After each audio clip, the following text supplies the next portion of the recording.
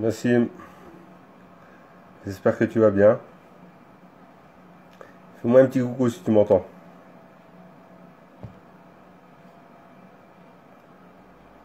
Bonsoir, bonsoir. Bonsoir à tous. On va attendre quelques minutes, histoire que que d'autres personnes nous rejoignent. Et puis on commencera ensemble à dérouler le petit menu que je vous ai préparé. Ok. Bonsoir, bonsoir. J'espère que vous allez bien. Oui, ça va, Nassim. Oui, ça va très bien. Je te remercie. Ça fait plaisir de te voir. Alaykoum salam Trad. J'espère que tu vas bien. Ok, on va juste avoir quelques minutes d'attente par principe. Après, on pourra commencer à discuter ensemble du thème comment atteindre ses objectifs.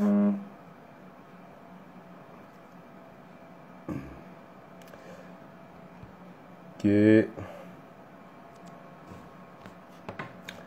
On va attendre encore un petit peu. Je relance une ou deux personnes et je suis à vous.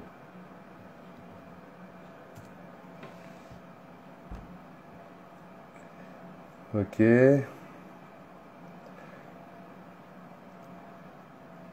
Dites-moi, pendant qu'on attend, est-ce que vous avez des gros objectifs que vous aimeriez atteindre? Quel est votre le projet qui vous tient le plus à cœur? Moi, par exemple, j'ai un projet, c'est j'aimerais faire le tour du monde. Je commençais déjà à me renseigner juste avant l'épidémie. Et puis après, bah voilà, elle est arrivée. Donc je vais reporter plus tard, mais faire un peu les continents, les 5 ou 6 continents, selon. Eh bien, c'est quelque chose qui m'intéresse et j'aimerais le faire en famille. Donc voilà, j'aimerais le préparer par étapes et ensuite le faire. J'ai déjà des amis qui l'ont fait, donc c'est vraiment épanouissant. Donc voilà, ça fait partie des projets que j'aimerais bien lancer. Ok, vous savez quoi? On va y aller. Comme ça, ceux qui sont déjà là, ben, ils seront récompensés de s'être connectés dès le début. Puis les autres, ils nous reprendront en cours de route la discussion. Donc voilà, je vous explique un peu le déroulé. J'ai deux méthodes que j'ai envie de vous présenter. Des méthodes que je conseille aux gens que je coach et puis que moi-même je suis du mieux que je peux. Donc il y a des méthodes, il y a une méthode qui est plus projet personnel, c'est la première, et une seconde méthode qui elle est projet personnel ou professionnel. Donc voilà. Et une fois que j'aurai déroulé un peu ce que je voulais vous présenter, ben, je vous donnerai quelques conseils. Et puis après, je pourrai prendre quelques questions. Donc voilà. Alors, pour atteindre ces objectifs, la première méthode que j'ai envie de vous présenter, c'est une méthode qui est proposée par la PNL, hein, qui est mon domaine de prédilection. Je suis certifié expert en programmation neurolinguistique. Elle propose donc pour pouvoir réaliser un objectif, c'est de le qualifier à travers 5 critères. Donc le premier critère, le premier filtre par lequel on passe notre objectif pour pouvoir le réaliser, c'est de donner à notre cerveau un objectif qu'on va penser, prononcer de façon positive. Parce que le cerveau, en fait, il ne comprend pas le négatif. Si je dis à un enfant ne touche pas, il va toucher. Si je vous dis là, par exemple, n'imaginez pas une voiture rouge, la première chose qui va venir comme image, ce sera une voiture rouge. Parce que le cerveau, il ne comprend pas le négatif. Donc, si vous voulez exprimer un désir, un projet que vous voulez mener à bien, la meilleure façon de le faire, c'est de le prononcer de façon positive. Je vous donne un exemple. Par exemple, moi, j'ai envie, je vous ai parlé tout à l'heure de mon projet de faire le tour du monde. Eh bien, mon projet, par exemple, ça peut être je veux créer un site internet pour partager ma passion pour le voyage. Voilà. De façon positive, je veux créer un site internet, donc je parle en action positive pour partager ma passion pour les voyages. Ok? Une fois que je l'ai prononcé de façon positive, je vais essayer de me concentrer sur le côté personnel de mon objectif. Parce que ce qui bloque souvent les gens, c'est qu'ils entament des projets où ils ne sont pas les seuls concernés, les seuls impliqués. Donc, ils vont rencontrer des blocages et ils vont baisser les bras. Alors que si je me concentre sur ce qui relève de ma compétence personnelle, de mon pouvoir personnel, j'aurai beaucoup plus de chances de réussir à atteindre mon projet. Par exemple, si je veux créer un site internet, ce qui relève de mes compétences, c'est de commander un site, de commander le nom de domaine, de trouver un hébergeur, et puis de rédiger les articles, et de prendre des photos pour pouvoir parler de ma passion, le voyage. D'accord? Voilà, donc après avoir parlé du côté positif, je parle du côté personnel. Le troisième critère, pour pouvoir réaliser et qualifier un objectif, et donc essayer de le mener à bien, de le réaliser, c'est je dois avoir des critères de vérification, que mon objectif soit vérifiable. Parce que si je ne sais pas comment le vérifier, je ne saurais pas si j'ai atteint mon objectif. Et donc, si je le vérifie, je vais le vérifier par mes sens. La vue, l'ouïe, voilà, par mes sensations, par quelque chose, un critère vraiment exhaustif et clair qui va passer par les sens. Si je vous dis j'ai envie de créer mon site internet, comment est-ce que je vais pouvoir vérifier que mon objectif est atteint? Eh ben, je vais pouvoir vérifier en voyant mon site en ligne, avec le nom de domaine qui est connecté à mon site, chez mon hébergeur. Et puis, je peux me dire que mon critère de réussite, c'est dès que j'aurai publié mon premier article. Par exemple, un article sur la Thaïlande, ou autre chose, ou sur un pays du Maghreb, ou de l'Asie. Voilà, mon site est en ligne, et j'ai publié mon premier article. Je peux vérifier par la vue, par ce que je vais ressentir en voyant mon site publié, que j'ai atteint mon objectif. Ensuite, le quatrième critère, salut Fouad, merci de nous avoir rejoints. Ensuite, si mon filtre suivant, mon critère de l'objectif suivant, ça va être le contexte. Je vais contextualiser mon objectif. Parce que si je me donne pas de contexte, eh bien, mon objectif il peut courir à perpétuité sans que je le réalise. Donc, je vais répondre à la question où, quand, comment, avec qui. Ça sera mon contexte pour vérifier que mon objectif est bien atteint. Je me dis, je vais créer mon site internet. Eh bien, j'ai envie de le créer d'ici 3 mois. Je vais prendre un hébergement chez OVH, par exemple. Le nom de domaine, ça sera monsupervoyage.fr. Et je vais parler de mon premier article sur la Thaïlande ou le Japon. Voilà, je me donne 3 mois pour le faire en le prenant avec tel hébergeur et avec ce nom de domaine. J'ai contextualisé mon objectif. Donc ça va me permettre de me donner des jalons pour atteindre sa pleine réussite en fin de compte. Et puis le cinquième critère, c'est un critère qui n'est pas à négliger parce que c'est ce qui peut être un point de blocage pour mon projet. Le cinquième critère, ça va être l'écologie de mon objectif. Quand je dis l'écologie, c'est dans le sens où si je réalise ce projet, qu'est-ce que ça va m'enlever? Qu'est-ce qui peut m'empêcher d'atteindre mon objectif? Qu'est-ce qui peut me bloquer sur mon parcours? Qu'est-ce que ça va me coûter? D'accord? Et également, de quoi j'aurai besoin, de quelles ressources? Parce que, par exemple, il se peut que j'ai pas les compétences pour aller au bout de mon objectif. Alors, par exemple, si j'ai envie de faire un site internet, ça va peut-être me prendre mes soirs et mes week-ends. Donc ça va être du temps de famille en moins. Mais alors dans ce cas-là, je vais vérifier est-ce que ils seront d'accord pour que pendant quelques semaines, peut-être on prenne pas autant de temps ensemble, mais on va se réserver par exemple une soirée par semaine où je vais me consacrer qu'à eux. Euh, un autre un autre obstacle, ça va être peut-être que j'ai pas les compétences de travailler sur un site internet, même si maintenant on peut faire des sites internet sans savoir développer.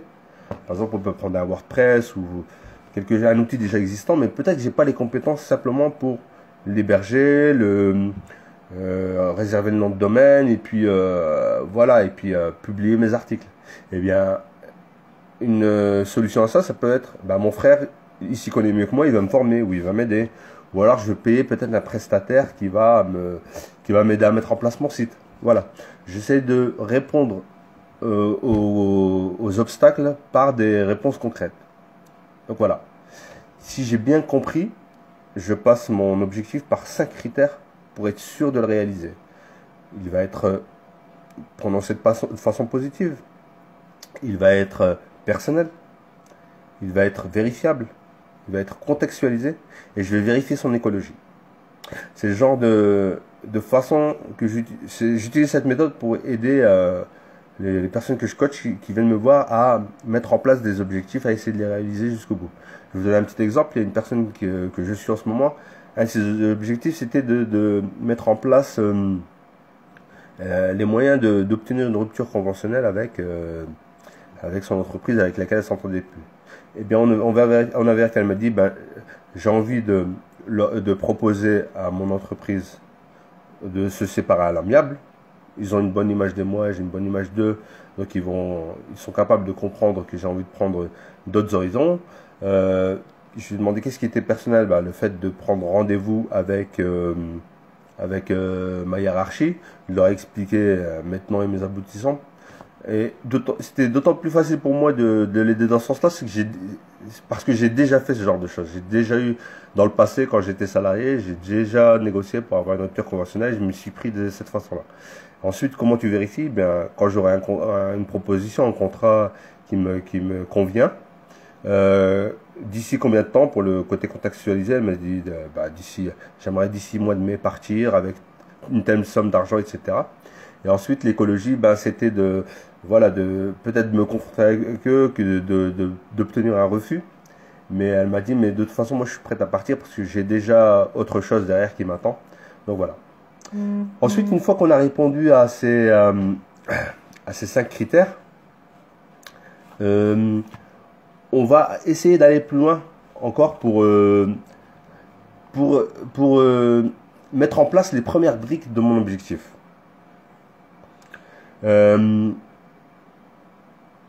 La première chose, ça va être de déterminer la première étape de mon projet. C'est quoi la première étape? Ben, la première étape, par exemple, de mon projet d'avoir un site internet, ça va être de souscrire à une formule d'hébergement auprès d'OVH et de réserver mon nom de domaine. Voilà. Au moins, déjà, j'ai mis un pied à l'étrier. Et ensuite, je vais essayer aussi de répondre à une question encore plus smart. Oui, Fouad, oui. Smart, je vais en parler justement. C'est la seconde méthode que je voulais présenter après la méthode des 5 critères. Donc, je vais en parler, t'inquiète pas. Là, t'es en train de spoiler. Donc, et je vais essayer de répondre à l'objectif de mon objectif, au méta-objectif. Pourquoi finalement est-ce que j'ai envie de créer un site internet et de parler de ma passion? Eh bien, peut-être mon méta-objectif, c'est j'aimerais plus tard vivre de mon blog et de mes voyages. C'est-à-dire que non seulement je parlerai de ma passion, mais je pourrais aussi en vivre. Voilà.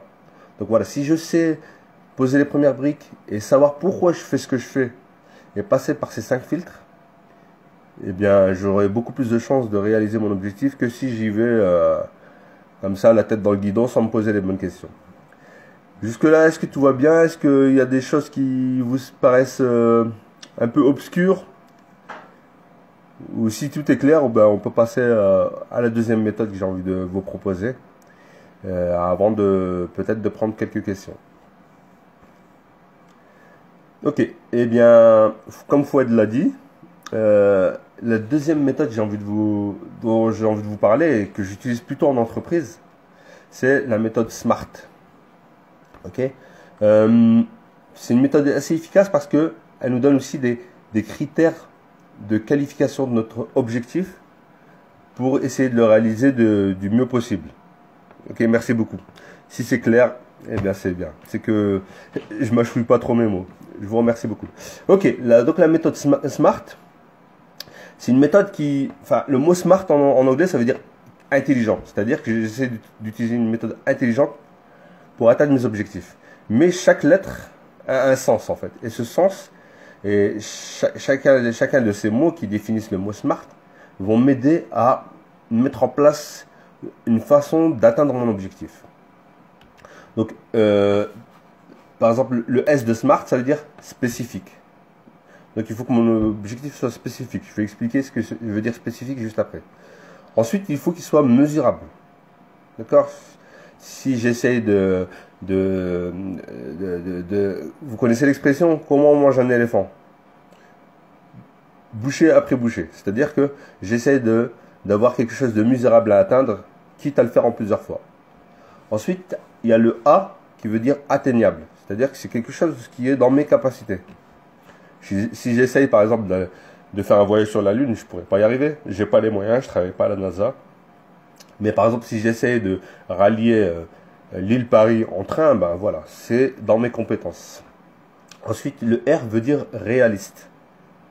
Ok? Et je vous expliquerai la différence entre atteignable et réaliste.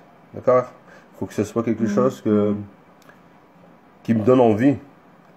À la fois réaliste et à la fois, dans le A, on peut mettre aussi ambitieux. C'est-à-dire, ça me donne envie, ça me motive, j'ai envie d'y aller. Et ensuite, comme il faut se donner des jalons, donc le T de SMART veut dire temporellement défini. C'est-à-dire, je me donne une deadline. Si je me dis, il faut que je crée un site internet ou que j'écrive un livre et que je me donne pas de deadline, dans un an, on en reparle encore. Dans 2 ans, je me dirai encore, il faut que je fasse mon site. Moi, j'ai écrit un livre, par exemple. Eh bien, les premières années, je me disais, je vais écrire un livre, je me donnais pas de délai. Eh bien, disons que j'ai commencé à réfléchir à l'idée en 2005. En 2 ans et demi, j'avais rien fait parce que je me donnais pas de deadline. Et quand je me suis dit, bon, maintenant, il me reste 6 mois pour le finir. En 6 mois, j'ai fini mon livre finalement parce que je m'étais donné une date limite. Alors, on va revenir sur le S de spécifique. Quand on se définit un objet spécifique, c'est-à-dire ça doit être assez précis et formulé de façon à ce que mon cerveau comprenne et à ce que, quand je l'explique à quelqu'un, qu'il sache ce qu'est mon objectif.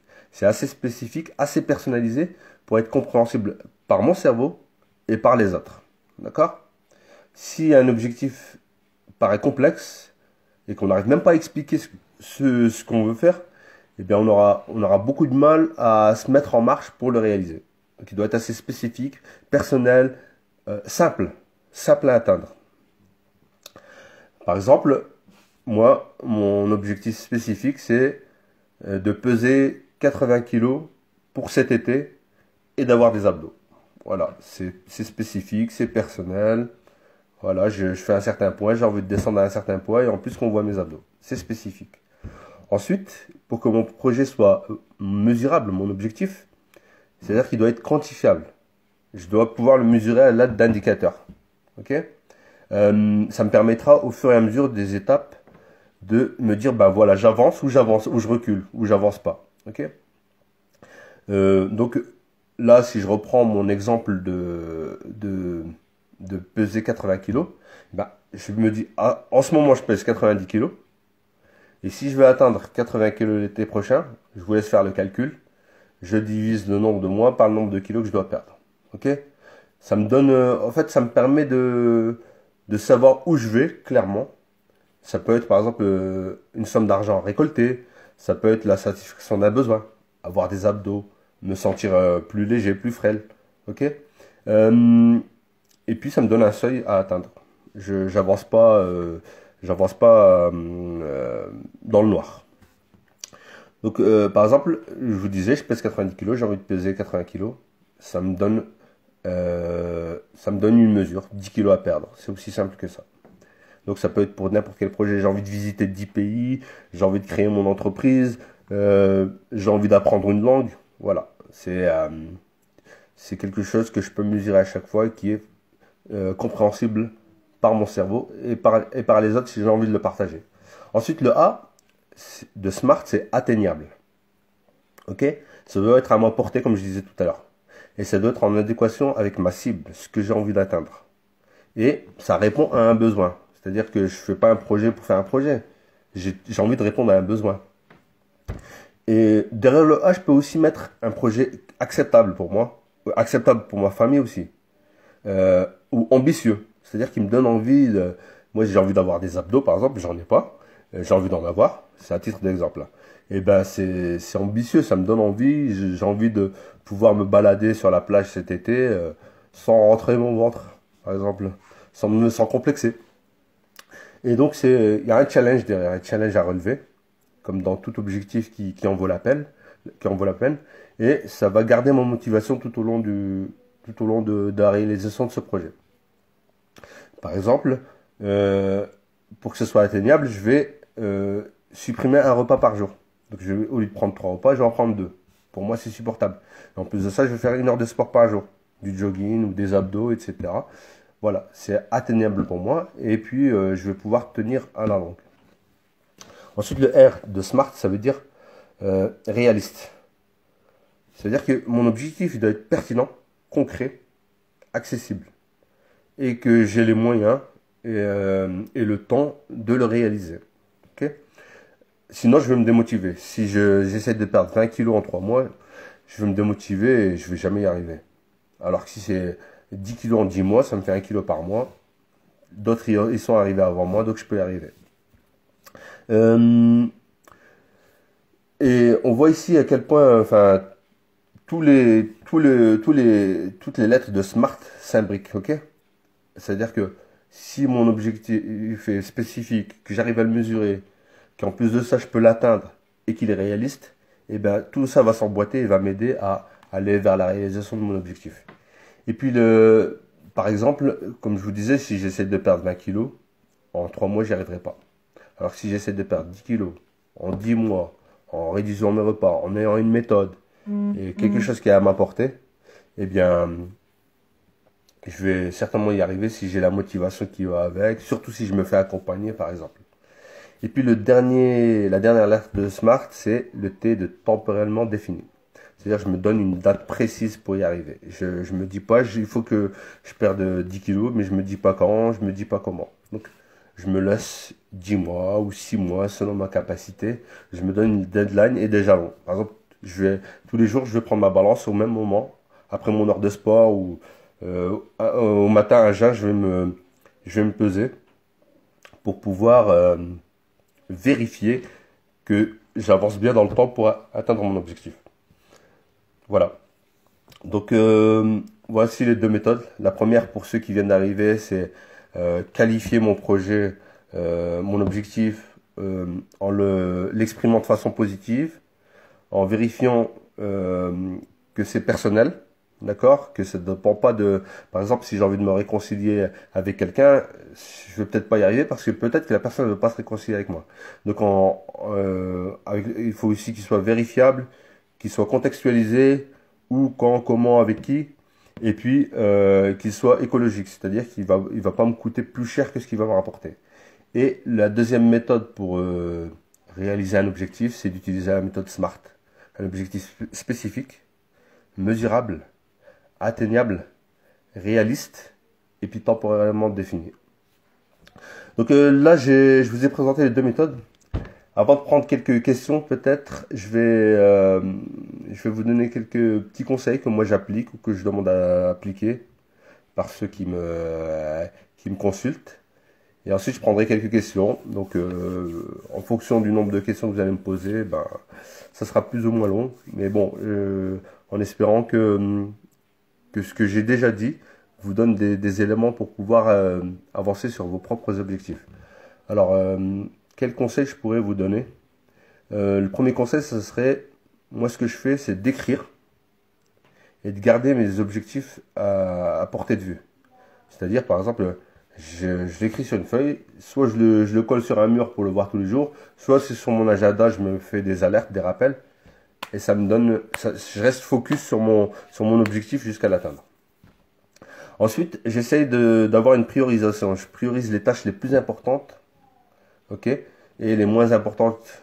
J'utilise la matrice d'Eisenhower, je vous en parlerai peut-être un de ces jours, pour, euh, pour prioriser mes objectifs. C'est-à-dire ce qui est plus important, je vais le mettre en haut. Ce qui est plus important et plus urgent, je vais le mettre en haut de ma liste. Et ce qui est moins important et moins urgent, soit je le laisse tomber, soit je le délègue, ou soit je le fais plus tard. Ensuite, ce que je peux vous proposer comme petit conseil pour pouvoir réaliser vos objectifs, c'est de, par exemple, si vous avez un objectif plutôt qui vous demande de la concentration, c'est de vous réserver un endroit et un moment pour pouvoir y réfléchir, brainstormer avec vous-même, réfléchir avec vous-même. Il y a des jeunes qui viennent me voir parce qu'ils ont des problèmes de concentration à l'école, etc. Alors je leur donne des méthodes en leur disant, bah voilà, vous essayez de trouver un endroit où vous ne serez pas perturbé. Vous utilisez une méthode qui s'appelle par exemple la méthode Pomodoro. Vous allez travailler 20 minutes, vous reposez 5 minutes, vous travaillez 20 minutes, vous reposez 5 minutes pendant 3 cycles et à la fin prendre une plus grande pause. Donc ça vous aide à garder de la concentration. Donc voilà, ça marche aussi pour les adultes. Ensuite, moi ce que j'aime bien faire des fois quand je veux me challenger, c'est que je prends quelqu'un à témoin. Je prends ma femme ou un ami, je lui dis, bah voilà mon objectif, j'ai envie de le réaliser. Et je lui dis, bah vérifie avec moi que je vais l'atteindre, demande-moi des comptes, je prends l'engagement devant toi. Et pour moi ça marche en tout cas, ça me motive des fois et j'ai envie d'aller jusqu'au bout. Ok, je répondrai à vos questions juste après. Oui, je vois vos questions arriver, je vais y répondre juste après. Je finis juste avec mes petits conseils et ensuite je répondrai à vos questions au fur et à mesure. Ensuite, il y a un truc que j'aime bien faire, ça peut être marrant, c'est de planifier votre projet à rebours. Je m'explique. C'est-à-dire que je me dis, bah voilà, mon objectif, ça doit être ça, ça, ça. Et puis je me dis, bah, au bout de 6 mois, je serais arrivé à ce stade-là, qu'est-ce que j'aurais fait juste avant? Ben, j'aurais fait ça, j'aurais fait ça, j'aurais fait ça. Par exemple, j'ai envie de faire le tour du monde, ben, et ben, je reviens au bout de 6 mois, j'ai fait le tour du monde. L'étape d'avant, ben, c'est j'aurais fait l'Asie. L'étape d'avant, j'aurais fait l'Afrique, etc. Et les étapes du début, c'est j'aurais pris mes billets, j'aurais réservé mes hôtels. Voilà, comme je visualise ça dans ma tête et ça me donne envie de le faire. Ok? Euh, Ensuite, il y a quelque chose qui peut vous aider certains, c'est de se confronter à ses peurs aux risques qu'on va prendre. En se disant finalement, par exemple, moi quand j'ai voulu me lancer à mon compte, je me suis dit au pire, allez, je quitte mon boulot de salarié. Qu'est-ce qui peut m'arriver au pire? Je fais quoi? Je vais pas réussir à me lancer. Je vais me retrouver au chômage. Je vais peut-être moins gagner qu'actuellement, mais qu'est-ce qui va se passer? Eh bien, au pire, je retourne dans une entreprise et je retravaille avant. Et donc, comme je me suis confronté à mes risques, au risque, je me suis lancé. Et là, je regrette pas du tout. Ensuite, il faut se mettre en action dès que possible. Le matin, par exemple, il y a une méthode qui s'appelle le Miracle Morning, que je peux vous conseiller, il y a un petit livre qui se vend. Le matin, en fait, je me lève tôt, je fais ma petite séance de sport, je lis un livre, je visualise, et puis je me mets en action et je commence par ce qu'il y a de plus compliqué. On appelle ça manger le crapaud, c'est-à-dire que je commence par ce qu'il y a de plus difficile. Comme ça, je laisse les choses qui me donnent du plaisir à la fin. D'accord? C'est une façon comme une autre de fonctionner. Parce que si on commence par les choses qui nous font plaisir, après on va procrastiner et puis on va laisser tomber les choses qui sont un peu plus difficiles à faire. Par exemple, si j'ai de la compta à faire, bah, je préfère commencer par ma compta. Et ensuite, je vais passer à préparer mon coaching. D'accord? Ensuite, voilà, j'en ai parlé déjà, visualiser. Moi, j'aime bien me visualiser en train de réussir ou en train de faire quelque chose de stimulant. Et ça me booste. Ensuite, je me lance beaucoup de défis, hein. Des défis ambitieux. Bon, je fais peut-être que la moitié de ce que j'ai envie de faire, mais je fais déjà plus de choses que si je me lançais pas de défis.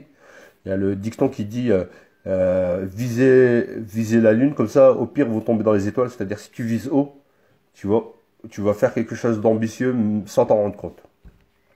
Ensuite, tout à l'heure, j'en ai parlé, combattre sa procrastination. Ça, c'est la maladie du siècle, c'est la procrastination. Toujours remettre au lendemain. Donc, commencez par les choses qui vous semblent vraiment dures à abattre. Et ensuite, vous laissez les choses un peu plus cool pour la fin. Et puis, persévérer, persévérer, persévérer. Jamais lâcher l'affaire.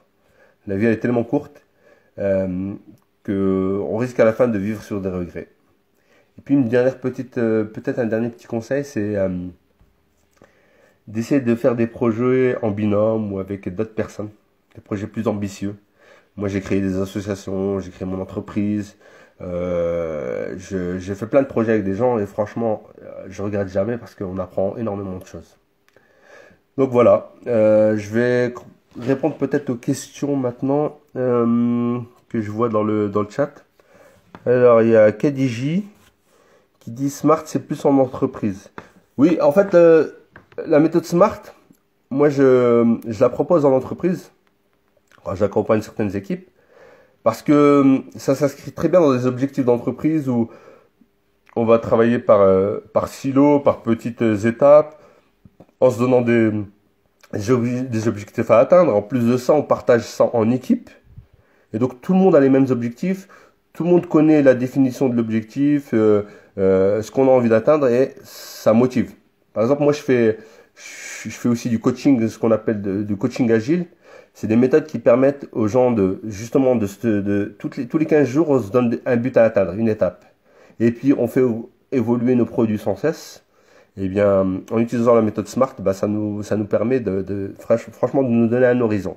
Donc c'est pas mal. Mais ça marche aussi pour les projets solo. Moi, je l'utilise aussi pour des projets solo. En écrivant chacun des critères de mon objectif, ça me donne un horizon et puis j'avance quoi. J'avance à plus ou moins grands pas, mais j'avance. Ensuite, il y a une question de Jade Life. Comment faire quand on n'arrive pas à aller au bout de ses objectifs? Eh bien, c'est parce que, pour moi, si on ne va pas au bout de ses objectifs, c'est parce qu'on n'y a pas bien réfléchi, dans le sens où on n'a pas justement écrit ce que ça va nous apporter, comment le faire, quelles étapes utiliser, de quoi on a besoin, de quelles ressources. Donc, on commence et on s'arrête. Alors que si justement, on écrit tout, on y réfléchit, on le met devant nous, on est focus, et puis on trouve les gens pour nous épauler à côté, ben ça nous donne plus envie d'y aller. Mais après, c'est une question comment dire, pour moi, c'est une question aussi de mental. Hein. Il faut travailler son mental jusqu'à ce qu'on ait envie d'aller jusqu'au bout des choses et jusqu'au bout de la réussite. Moi, quand j'étais plus jeune, je savais pas où j'allais non plus. J'étais je procrastinais beaucoup, je vous le cache pas. Mais après, en regardant autour de moi, et aussi, il y a aussi un truc que j'aime bien faire, c'est de lire des biographies de gens qui ont réussi ou des personnes motivantes et stimulantes. Ça m'a donné envie. Je me suis dit, si eux y arrivent, pourquoi pas moi? Ce qui m'a donné envie après de travailler dans l'informatique, de travailler à mon compte, de faire du coaching. Voilà, j'essaie de croquer la vie à pleines dents et j'essaie aussi de transmettre ça à mes enfants maintenant. Oui, c'est vrai. Il y a Kadiji qui dit, c'est vrai qu'en binôme ou en groupe, c'est plus motivant. C'est vrai.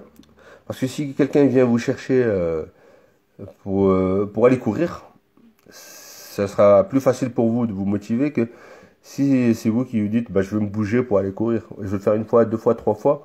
Après, je vais lâcher l'affaire. Alors que si quelqu'un m'attend, il est venu avec ses baskets, il s'est déplacé, on se donne un rendez-vous, bon, on va le faire ensemble. Ou alors, si on est en train de travailler à plusieurs sur un projet associatif ou projet d'entreprise, on va se motiver les uns les autres. Voilà, je sais pas s'il y a d'autres questions. Dites-moi si tout est clair. Dites-moi si...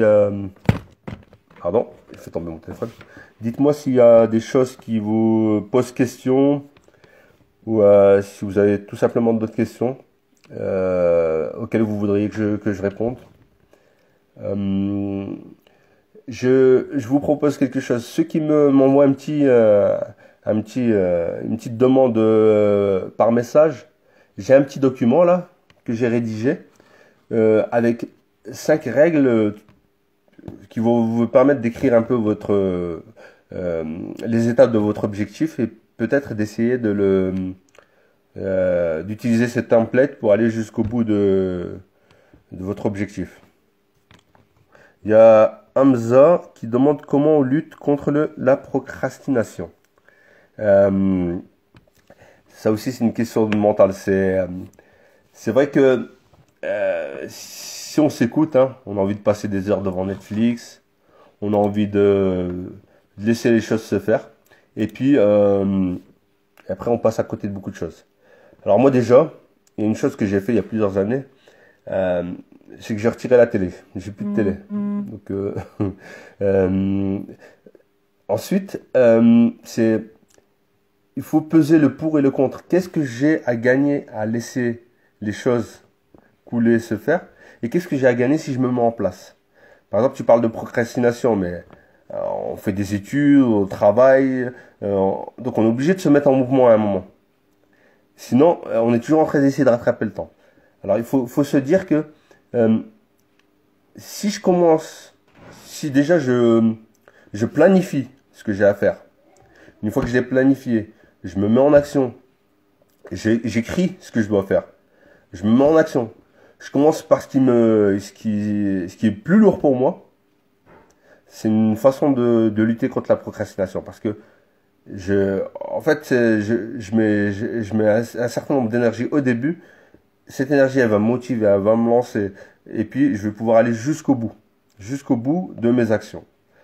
Et après, ça se travaille. Enfin, c'est une force mentale à atteindre, à avoir au fur et à mesure. Justement, en planifiant les choses, en les écrivant, en se mettant en action, en se challengeant, en demandant aux gens de nous challenger. Moi, c'est ce que j'utilise en tout cas pour lutter contre la procrastination. Après, ça demande un travail de plus ou moins long, selon notre mentalité, selon notre personnalité, selon comment on a grandi, comment on a été éduqué. Il y en a qui arrivent plus facilement que d'autres. C'est vrai que si on vous booste, s'il y a quelqu'un à côté pour vous booster, ça peut aussi aider. Oui, merci à toi. Voilà, je sais pas si vous avez encore des questions. J'ai pas mal parlé. J'espère que je vous ai pas noyé avec trop d'informations. Je pourrais encore parler pendant des heures, mais je pense qu'il y a déjà pas mal de choses là dans le condensé que je vous ai donné. En tout cas, ce que je peux vous proposer, c'est en plus du document que je peux envoyer à ceux qui me le demandent, c'est d'aller voir sur mon site, hein, hda-bao.fr. Tout est dans mon bio de toute façon, ou sur ma chaîne YouTube où je parle des objectifs. J'ai même publié il n'y a pas longtemps une vidéo sur exemple qui vous montre un exemple de qualification de l'objectif et comment le planifier et aller jusqu'au bout. Oui, merci Nassim. Oui, Jade Life, oui, on peut en parler un peu plus si tu veux de cette peur de l'échec. En fait, les Américains, ils disent, il n'y a pas que, ils disent que l'échec est une école. En fait, ceux qui réussissent le plus, les entrepreneurs qui réussissent le plus, c'est ceux qui ont le plus essuyé d'échecs. Des fois, par exemple, ils essuient 10 échecs avant d'avoir une réussite. Des fois, ils se ruinent plusieurs fois avant de remonter. Mais à la fin, non seulement ils ont kiffé, si je peux dire, mais en plus de ça, c'est un goût. Ce qu'ils ont réussi à accomplir, c'est un goût. Je vais vous donner un petit exemple. Là. C'est Thomas Edison. Un jour, il y a un journaliste qui lui pose une question, qui lui dit comment est-ce que vous accueillez les 9999 échecs que vous avez rencontrés avant de créer la lampe à incandescence? Il lui a dit c'était pas des échecs. Il lui a dit c'était 9999 façons de faire autre chose que la lampe à incandescente. C'était pas des échecs en fait. C'est des expériences. Donc voilà. Si on voit l'échec comme une expérience, c'est plus facile à supporter que si dès qu'on a un petit échec, on tombe. Par exemple, un enfant, quand il commence à marcher, il tombe, il se relève, il tombe, il se relève. S'il abandonnait la première fois qu'il tombait, il marcherait jamais. Non, il lâche pas l'affaire. Il va jusqu'au bout. Alors, une question de Maman Douceur. Comment motiver un adolescent qui n'a envie de rien faire? Déjà, j'ai envie de vous dire, tous les adolescents, ils passent par là. On est tous passés par là. Après, ce qu'il faut mettre en place, et là j'en parle dans d'autres vidéos, dans d'autres articles. La première chose à mettre en place pour parler à son adolescent, c'est de mettre en place déjà une communication. D'accord? Il faut qu'il y ait un échange, une communication entre toi et lui. S'il y a cette communication, s'il y a cette confiance, qu'on peut échanger, et qu'ensuite de ça, je lui montre par l'exemple qu'il peut faire des choses, que j'essaie de trouver ses sources de motivation, que j'essaie de l'emmener vers ce qui lui plaît, eh bien, ça va peut-être l'aider à se mettre en mouvement petit à petit. Je vous donne un exemple. Il y a certaines écoles, je crois que c'est plutôt en Scandinavie, où les enfants, en fait, on les force à rien faire. Ils sont dans des écoles et on les force à rien faire. On les laisse, ils piochent dans ce qu'ils veulent, ils vont au rythme qu'ils veulent. Mais à un moment, l'enfant, le gamin, il dit, bah, en fait, moi, plus tard, j'ai envie d'être astronaute ou, je sais pas, physicien. Il dit, ouais. Il dit, mais tu sais que tu as besoin des maths pour ça? Il dit, ah bon? Il dit, ouais. Et il se met à apprendre tout seul les maths. Il apprend. Et dès qu'il en a marre, il passe à autre chose. En fait, il faut les motiver par la volonté intrinsèque plutôt que par les remontrances ou en les menaçant, etc. Donc, installer la communication, leur montrer l'exemple, et puis essayer de savoir ce qui leur plaît, essayer de découvrir c'est quoi leurs intelligences, ou qu'est-ce qu'ils aiment faire, et puis les motiver dans ce sens-là. Après, tous les ados sont différents aussi. Il faut déjà connaître le mode de fonctionnement de ton ado avant de dire, ben voilà ce que je peux faire pour lui. Ok. Ouais, oui, pour les ados, on peut essayer les challenges, ouais, c'est vrai. Moi, j'ai 3 enfants. La grande, il faut la challenger, quoi. Par exemple, là, elle arrive avec des super notes. Et puis, voilà, enfin, elle aime bien être première, elle. Donc moi, je la challenge en lui disant, bah, ah bah, si tu travailles mieux dans cette matière que celle, un peu plus dans cette matière, bah, tu auras des meilleures notes et tu seras la première de ta classe. Et ça fonctionne. Il y a d'autres enfants, ça va être plutôt par le discours, le dialogue. Ça dépend des gens. En fait, on est tous différents, on n'est pas des numéros, on est tous différents. Chacun son mode de fonctionnement. Donc, c'est aux parents d'apprendre comment fonctionne l'enfant, mettre en place une bonne communication et ensuite les motiver. Alors, merci Nassim. Oui. Voilà, je sais pas si vous reste des questions ou si on en reste là. Ça fait 3 quarts d'heure maintenant. Donc, si vous avez encore une question ou deux, je suis preneur. Et si vous en avez plus, je vous donne rendez-vous la semaine prochaine pour aborder un autre sujet. Ensuite, vous savez, s'il y a des sujets qui vous intéressent en particulier, que vous voulez qu'on aborde, n'hésitez pas à revenir vers moi et à me les soumettre, et puis on peut en parler. Voilà, je sais pas s'il y a encore des questions. Sinon, on va pouvoir se laisser sur ça. Merci d'être venu en tout cas et de m'avoir écouté jusqu'au bout. Je parle beaucoup, mais c'est parce que ça me passionne, ça me stimule. Dites-moi, est-ce qu'il y a quelqu'un qui reste sur sa faim? Si ce que j'ai dit était intéressant, vous me mettez un pouce en l'air. Si c'était pas intéressant, vous me mettez un pouce vers le bas, s'il vous plaît. Okay, j'ai déjà 2 merci, on va dire que c'est comme des pouces en l'air. Les autres? Non? Je sais pas s'il y a encore là Hamza. Nassim m'a déjà dit merci. Malinou, ok. Super, super. J'ai au moins la moitié. Ah, ok, super. Merci Fouad. Merci Monica. Ok. Jad Life. Ok, ça fait plaisir. Et ben, je vous dis, et Jamila Sophrologie, merci. Merci beaucoup. Moi aussi, je vous mets un pouce. Vous le méritez tous. On se donne rendez-vous la semaine prochaine sur un autre sujet. Soit vous me soumettez un sujet, soit je vous proposerai mon propre sujet. Voilà, ok. Ouais, merci Hamza. Il y a Masrou Rifati qui nous a rejoint, mais on a terminé. Tu pourras venir la semaine prochaine. Il y aura d'autres sujets. Merci Jed Life. Super. Allez, à la semaine prochaine. Je vous envoie aussi des cœurs. Ça fait plaisir. Allez. Bonne soirée.